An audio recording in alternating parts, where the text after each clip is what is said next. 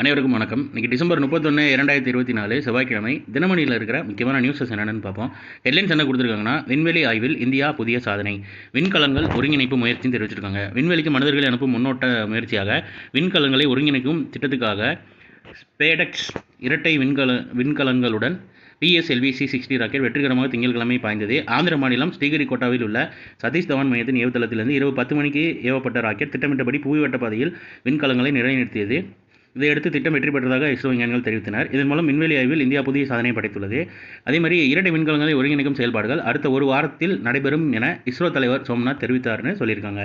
C-60 மூலமாக அனுப்பியிருக்காங்க. PSLV C-60 மூலமாக அனுப்பியிருக்காங்க. கன்னியாகுமரியில் கண்ணாடி இலை கூண்டு பாலம் திறப்பு, புதுமைப்பெண் திட்டம் விரிவாக்கம், முதல்வர் பெருமிதம்னு தெரிவிச்சிருக்காங்க. அரசு உதவி பெறும் பள்ளி மாணவிகளுக்கும் மாதந்தோறும், அதாவது அரசு பள்ளிகளில் படிச்சுட்டு இருந்தவங்களுக்கு மட்டும் மாதம் 1000 ரூபாய் வழங்கும் திட்டம் செயல்படுத்திட்டு இருந்தாங்க. இப்போ அரசு உதவி பெறும் பள்ளியில் பயிலும் மாணவிகளுக்கும் மாதந்தோறும் 1000 உதவித்தொகை வழங்கும் வகையில் புதுமைப்பெண் திட்டம் விரிவாக்கத்தை முதல்வர் மு க ஸ்டாலின் திங்கட்கிழமை தொடங்கி வைத்தார்னு தெரிவிச்சிருக்காங்க. அதேமாதிரி கன்னியாகுமரி கடலில் விவேகானந்தர் பாறை டு திருவள்ளுவர் சிலை, அந்த ஃபோட்டோவில் கொடுத்துருக்காங்க பாருங்கள்.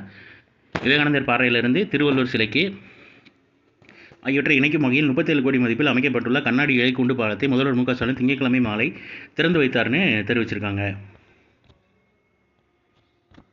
அடுத்ததாக இன்றைக்கான திருக்குறள் என்னன்றதை பார்ப்போம். ஊறு ஒரால் உற்றபின் ஒல்காமை இவ்விரண்டின் ஆறு என்பர் ஆய்ந்தவர் கோல், இடையூறு வருவதற்கு முன்பு நீக்குதல், வந்தபின் தளராமை ஆகிய இந்த இரண்டினது வழியே வினைத்திட்பம் பற்றி ஆராய்ந்தவரின் கொள்கையாம்னே வினைத்திட்பம்ன்ற அதிகாரத்தில் திருவள்ளுவர் சொல்லியிருக்காரு. போபால் விஷவாயு சம்பவம் 40 ஆண்டுகளுக்கு பிறகு நச்சுக்கழிவு அகற்றும் பணி தொடக்கம்னு தெரிவிச்சிருக்காங்க. 1984 ஆண்டு மத்திய பிரதேச மாநிலம் போபாலில் விஷவாயு கசிந்த ஆலையில் இருந்து 40 ஆண்டுகளுக்கு பின்னர் நச்சுக்கழிவை அகற்றும் பணிகள் தொடங்கியுள்ளனன்னு தெரிவிச்சிருக்காங்க. சும்மா மேலோட்டமாக பார்த்து வச்சுக்கோங்க. போபால் விஷவாயு சம்பவம் நடந்தது 1984. ஸோ 40 வருஷம் கழிச்சு எக்ஸாக்டாக 2024 அதோட கழிவுகளை அகற்றும் பணி தொடக்கம்னு தெரிவிச்சிருக்காங்க. புத்தாண்டில் இந்திய பொருளாதாரம் உயரும், ரிசர்வ் வங்கி ஆளுநர் நம்பிக்கைன்னு தெரிவிச்சிருக்காங்க. வரும் 2025 ஆண்டில் இந்திய பொருளாதாரத்தின் வளர்ச்சி மேம்படும் என்று எதிர்பார்க்கப்படுகிறது என இந்திய ரிசர்வ் வங்கி ஆளுநர் சஞ்சய் மல்கோத்ரா திங்கட்கிழமை நம்பிக்கை தெரிவித்தார்னு தெரிவிச்சிருக்காங்க. உங்களுக்கு இதில் ஒரு கொஸ்டின் என்னன்னா, இவர் ரிசர்வ் வங்கியோட எத்தனாவது ஆளுநராக பொறுப்பேற்றிருக்காரு? ரீசெண்டாக தான் பொறுப்பேற்றாரு, இந்த இயரில் தான். ஸோ எத்தனாவது ஆளுநராக பொறுப்பேற்றிருக்காருன்னு தெரிஞ்சவங்க கீழே கமெண்ட்டில் சொல்லுங்கள். அடுத்ததாக நீர்மூழ்கி கப்பல்கள் திறன் மேம்பாடு, பாதுகாப்பு அமைச்சகம் ரூபாய் 2867 கோடிக்கு ஒப்பந்தம். இந்தியா மற்றும் பிரான்ஸ் நிறுவனங்களுடன் ரூபாய் 2867 கோடியில் மதிப்பிலான 2 ஒப்பந்தங்களை பாதுகாப்பு அமைச்சகம் திங்கட்கிழமை மேற்கொண்டது. அதாவது நீர்மூழ்கி கப்பல் திறன் மேம்பாட்டுக்காக யார் கூட ஒப்பந்தம்னா இந்தியா மற்றும் பிரான்ஸ் நிறுவனங்களுடன் டிஃபென்ஸ் ஒப்பந்தம் போட்டிருக்காங்க.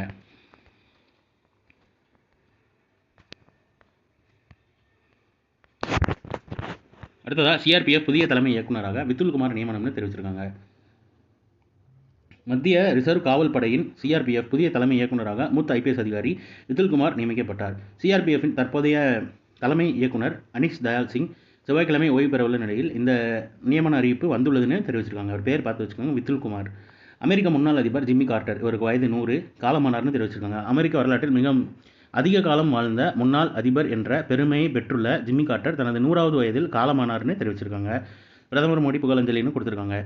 ஸோ இன்றைக்கான இம்பார்ட்டன்ட் நியூஸஸ் அவ்வளோதான். இதோட ஷார்ட் வெர்ஷனாக 1 மினிட் கரண்ட் அஃபேர் நம்ம சேனல் இருக்குது, வேணுறவங்க அதை யூட்டிலைஸ் பண்ணிக்கோங்க.